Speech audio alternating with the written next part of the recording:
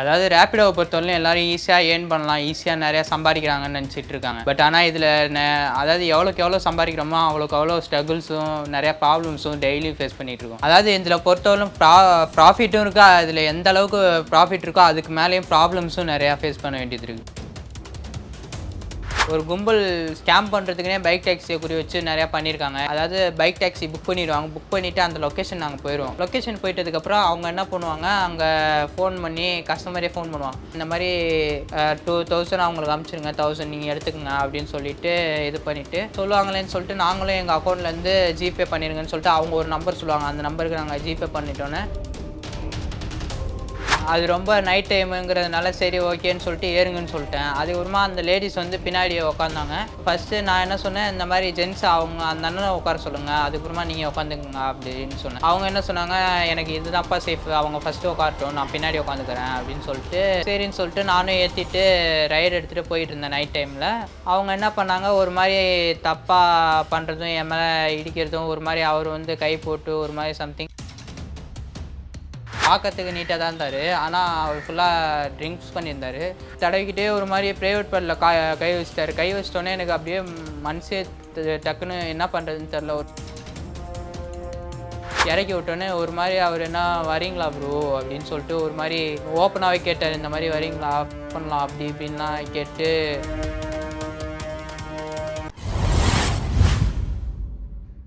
அதாவது ரேப்பிடோவை பொறுத்தவரைக்கும் எல்லோரும் ஈஸியாக ஏர்ன் பண்ணலாம், ஈஸியாக நிறையா சம்பாதிக்கிறாங்கன்னு நினச்சிட்டு இருக்காங்க. பட் ஆனால் இதில் அதாவது எவ்வளோக்கு எவ்வளோ சம்பாதிக்கிறோமோ அவ்வளோக்கு எவ்வளோ ஸ்ட்ரகிள்ஸும் நிறையா ப்ராப்ளம்ஸும் டெய்லியும் ஃபேஸ் பண்ணிகிட்ருக்கோம். அதாவது சிக்னல்லேருந்து சரி, ஒரு சேஃபாக ஒரு கஸ்டமரை ஏற்றிட்டு போகிறதுக்கும் சரி, அவங்க பேமெண்ட் இஷ்யூஸும் சரி, பேமெண்ட் கொடுக்குறதுலையும் ஸ்ட்ரகிளாக இருக்குது. நிறையா ஒரு ப்ராப்ளம்ஸ். அதாவது வண்டியை நம்ம வந்து ஓட்டுறதுக்கும் சரி, வண்டியை எடுத்துகிட்டு போகும்போது அதாவது ரேப்பிடோவை பொறுத்தவரைக்கும் கஸ்டமர்ஸ் தான் எங்களுக்கு கொடுப்பாங்களே தவிர அவங்களுக்கு பெட்ரோல் எக்ஸ்பென்சிவோ இல்லை மற்ற வண்டியோட இன்சூரன்ஸோ எதுவும் அவங்க கவர் பண்ண மாட்டாங்க. எங்களுக்கு ஏதாவது ஒரு ஸ்ட்ரகிள்னாலும் நாங்கள் தான் ஃபேஸ் பண்ண வேண்டியதாக இருக்கும். பஞ்சர் ஆனாலும் சரி, அந்த வண்டிக்கான ஒரு ஸ்பேர் போயிடுச்சுன்னா கூட அதுக்கு எங்களோட ஹேண்டில் இருக்கிற காசை போட்டு, கையில் இருக்கிற காசை போட்டு தான் நாங்கள் செய்கிற மாதிரி இருக்கும். எவ்வளோ ஸ்ட்ரகிள்ஸ் எல்லாம் நாங்கள் ஃபேஸ் பண்ணி வந்துட்டுருக்கோம். ஆனால் எல்லோரும் ஈஸியாக நினச்சிக்கிறாங்க, இவங்க பைக் டாக்ஸி ஓட்டுறாங்க, ஈஸியாக நிறையா சம்பாரிச்சிருவாங்க.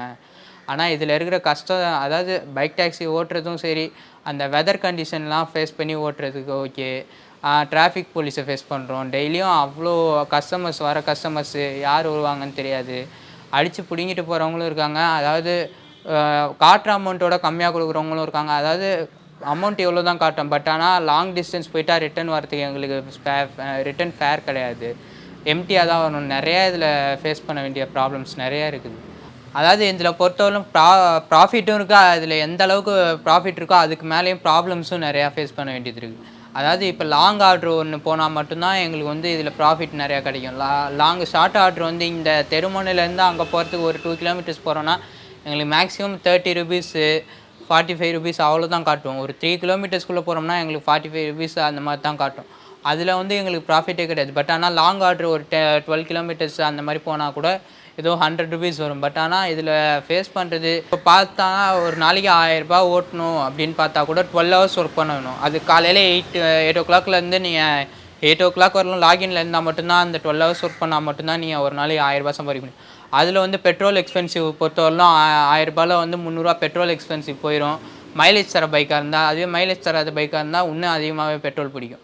அது இல்லாமல் இப்போ பார்த்துக்கிட்டிங்கன்னா நிறையா இப்போ போகிற வழியில் கூட நிறையா ஃபேஸ் பண்ண வேண்டியது இருக்கும். டிராஃபிக் போலீஸ் பிடிப்பாங்க. அப்போ டிராஃபிக் போலீஸ் பிடிச்சா கூட அதில் கையில் இருக்கிற காசு தான் நாங்கள் போட்டு கட்டணுமே தவிர இதுக்கு வந்து கஸ்டமர் சைட்லேருந்தோ காசு தர மாட்டாங்க. ரேப்பிடோ சைட்லேருந்தோ எனக்கு எதுவும் ஸ்பான்சரோ இல்லை எதுவும் காசும் தர மாட்டாங்க. ஸோ இதில் வந்து எங்களோட ஸ்ட்ரகிள்ஸ் தான் அதிகமாக இருக்குதே தவிர ரேப்பிடோ சைட்லேருந்து எங்களுக்கு கஸ்டமர்ஸ் தான் இந்த மாதிரி கான்டாக்ட் நம்பர் கொடுத்து அவங்கள ரெஃபர் பண்ணுவாங்களே தவிர அதுக்கேற்ற கமிஷன் அவங்களுக்கு போயிடும். பைக் டாக்ஸிலேருந்து ஒரு நாளைக்கு ஒரு 1000 ரூபாய் ஓட்டுறேன்னா அதில் வந்து பெட்ரோல் எக்ஸ்பென்சிவ் 300 400 போயிடும். அது இல்லாமல் கமிஷன் அவங்களுக்கு 350 போயிடும். அது போக எனக்கு ஒரு 250 300க்குள்ளே தான் எனக்கு வந்து நிற்கும். பட் ஆனால் எல்லோரும் நினச்சிக்கிறாங்க ஈஸியாக, அதாவது மைலேஜ் கவர் பைக்னால் உங்களுக்கு நல்லா தரும். பட்டு மைலேஜ் கவர் பைக் இல்லைன்னா பைக்குக்கே உங்களுக்கு எக்ஸ்பென்சிவ் போயிடும். அதே மாதிரி மந்த்லி ஆயில் மாற்ற வேண்டியதாக இருக்கும் வண்டிக்கு. அதே மாதிரி மந்த்லி சர்வீஸ் பண்ண வேண்டியதாக இருக்கும். திடீர்னு சொல்ல முடியாது, பஞ்சர் ஆகும். பஞ்சருக்கு 100 ரூபாய் 200 ரூபாய்க்கு கொடுக்க வேண்டியதாக இருக்கும். இதில் நிறையா ஸ்ட்ரகிள்ஸும் இருக்குது, நிறையா ப்ராப்ளம்ஸும் இருக்குது. அதை ஃபேஸ் பண்ணிட்டு தான் நாங்கள் ஓட்டுறோம். எல்லோரும் என்ன ஈஸியாக நினச்சிக்கிறாங்க பைக் டாக்ஸி ஓட்டுறதுனால இவங்க நிறையா சம்பாதிச்சிருவாங்க, இவங்க நிறையா சேர்த்து வச்சுருப்பாங்க அப்படின்னு நினச்சிட்டு இருக்காங்க. பட் ஆனால் இதில் இருக்கிற ப்ராப்ளம்ஸும் நிறையா இருக்குது. அதாவது இந்த டிராஃபிக் போலீஸ்கிட்ட ஒரு இன்சிடெண்ட் நடந்துச்சு. பிராட்வேலேருந்து நுங்கம்பாக்கம் போனோம். அவர் கஸ்டமர் வந்து ஆர்டர் புக் பண்ணிட்டாரு. அங்கே போய் கஸ்டமரை பிக்கப் பண்ணிட்டு அவர்கிட்ட ஹெல்மெட்டும் கொடுத்துட்டேன். அவர் போடாமல் கையில் வச்சுருந்துருக்காரு. கரெக்டாக அவர் போய் லொக்கேஷனில் ட்ராப் பண்ணுற இடத்துல டிராஃபிக் போலீஸ் மடக்கி பிடிச்சாங்க. அந்த லொக்கேஷனில் பிடிச்சதுனால அவர் ஹெல்மெட் போடாத ஒரு காரணத்தினால எனக்கு வந்து ரூ. 1000 ஸ்பாட் ஃபைன் அங்கே வந்து டிராஃபிக் போலீஸ் சைட்லேருந்து போட்டு கொடுத்தாங்க. ஒன்று இப்போ ஸ்பாட் ஃபைன் கட்ட சொன்னாங்க. இல்லைன்னொன்னே அவங்க வந்து பில்லு போட்டு கையில் கொடுத்து கட்டிடுங்க அப்படின்னு சொல்லிட்டு ₹1000 பில் போட்டு கொடுத்துட்டாங்க. அதாவது கஸ்டமர் பண்ணுற சின்ன சின்ன அவங்க பண்ணுற அலட்சியத்தினால தான் எங்களுக்கு வந்து நிறையா லாஸ் ஆகுது அதில். அதாவது நாங்கள் ஹெல்மெட் ப்ரொவைட் பண்ணாலும் அவங்க வந்து பின்னாடி உட்காந்துருக்கவங்க போடாதனால டிராஃபிக் போலீஸ் அதை பார்த்துட்டு ஃபைன் பண்ணுறது எங்களுக்கு தான் அது ப்ராஃபிட் இல்லாமல் இருக்குது. ஏன்னா நாங்கள் கஷ்டப்பட்டு ஒரு நாள் ஃபுல்லாக வெயில்லையோ மழையோ கஷ்டப்பட்டு ஓட்டுற காசாக இருக்கட்டும், எல்லாமே நாங்கள் அன்றைக்கி ஒரு நாளோட ஏர்னிங்ஸே எங்களுக்கு வந்து பாதிக்கப்படுது. அதனால் கஸ்டமர்ஸ் பார்த்து ஏதாவது நாங்கள் சொல்கிறத புரிஞ்சுக்கிட்டு அவங்க பண்ணிட்டாங்கனாலே போதும், எங்களுக்கு அந்த ஏர்னிங்ஸும் பாதிப்பு வராது, கஸ்டமரும் சேஃபாக கொண்டு போய் நாங்கள் சேர்க்கறதுனால எங்களுக்கு அந்த ஏர்னிங்ஸ் பாதிப்பு இல்லாமல் இருக்கும். அதாவது நைட் டைம்ன்றதுனால லாஸ்ட் ரைடு முடிச்சுட்டு போகலான்னு சொல்லிட்டு லாஸ்ட்டாக ஒரு ரைடு அக்செப்ட் பண்ணேன். கோயம்பேட்டிலேருந்து சம்திங் மாதாவரம் வரலும். பார்க்கறதுக்கு நீட்டாக தான் இருந்தார். ஆனால் அவர் ஃபுல்லாக ட்ரிங்க்ஸ் பண்ணியிருந்தார். சரி அந்த நைட் டைமில் அந்த ரைடு அக்செப்ட் பண்ணிட்டோமேன்னு சொல்லிட்டு அவர் ரொம்ப ட்ரிங்க்ஸ் பண்ணியிருந்தோம். அவரை கூட்டிகிட்டு போகும்போது அவர் வாந்தி எடுத்துகிட்டு என் மேலே அது ஸ்மெல்லு வேறு, எனக்கு சரியான ஸ்மெல்லு. அவர் ட்ரிங்க்ஸ் பண்ணிட்டு வந்த ஸ்மெல்லு தாங்க முடியாமல் சரி அவருக்குன்னு ஒரு ஃபேமிலி இருக்குமே அப்படின்னு சொல்லிட்டு கூட்டிகிட்டு போய் அவரை பத்திரமா சேஃபாக சேர்க்கணுமேன்னு சொல்லிட்டு எடுத்துகிட்டு போய் சேர்த்ததுக்கப்புறம் அவர் என்கிட்ட காசுக்கு அமௌண்ட் கொடுக்கறதுக்கு சண்டை போட்டு இந்த மாதிரி நான் பைக்கில் அங்கேருந்து வர்றதுனால கம்மியாக தான் காட்டுச்சு எனக்கு ஃபஸ்ட்டு அப்படின்னு சொல்லிட்டு அவர் சரியான போதில் இருந்ததுனால தெரியலையா என்னன்னு தெரியல. ஆனால் அதில் எனக்கு காமிச்ச அமௌண்ட்டு நான் அவர்கிட்ட சொன்னேன், இந்த மாதிரி தான் சார் 140 தான் சார் காட்டுது அப்படின்னு சொல்லி அவர்கிட்ட ரிக்வஸ்ட் பண்ணி கேட்டு அவர் ரொம்ப ப்ராப்ளம் பண்ணி அடிக்கிறதுக்கெலாம் வந்து வாமிட் பண்ணுறதுக்கு சாரி கூட கேட்காம ஃபைனலாக நான் 100 தான் தருவேன்னு சொல்லிட்டு கொடுத்துட்டு போயிட்டார். சரி நானும் அப்படின்னு சொல்லிட்டு வாங்கிட்டு வந்துட்டேன். ஒரு 2-3 வீக்ஸ்க்கு பிஃபோராக இருக்கும். அப்போ வந்து ஒரு ரைடு எடுத்தேன். அப்போ வந்து என்னாச்சு, ஹாஸ்டலில் இருந்து ஒரு காலேஜ் பையன் தான் பிக்கப் பண்ணிவிட்டு ட்ராப் பண்ணணுன்னு சொல்லிட்டு நார்மலாக தான் பைக்கை ட்ரைவ் பண்ணிவிட்டு போயிட்டுருந்தேன். அவர் நார்மலாக தான் கேஷுவலாக பேசினார்.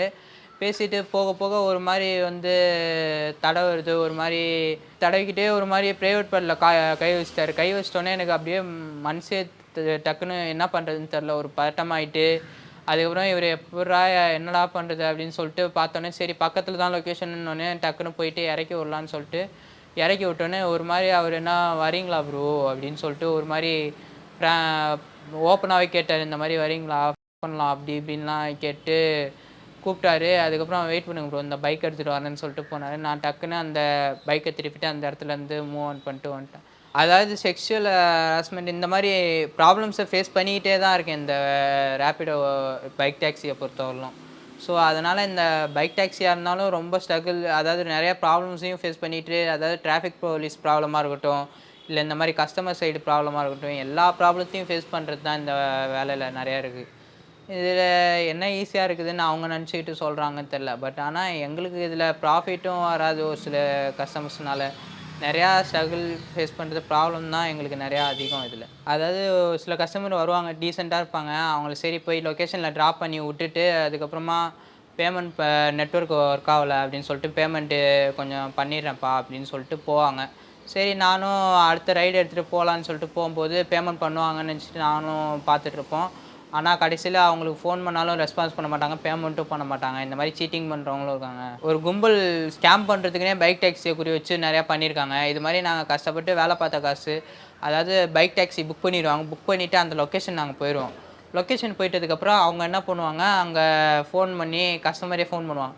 ஃபோன் பண்ணி இந்த மாதிரி உங்களுக்கு ₹3000 அனுப்பிச்சிருக்கோம் ப்ரோ, செக் பண்ணிக்கோங்க அப்படின்னு சொல்லிட்டு செக் பண்ணிட்டோன்னே நார்மல் மெசேஜில் அவங்க ஒரு ஃபேக் மெசேஜ் க்ரியேட் பண்ணி அனுப்பிச்சி விட்ருப்பாங்க.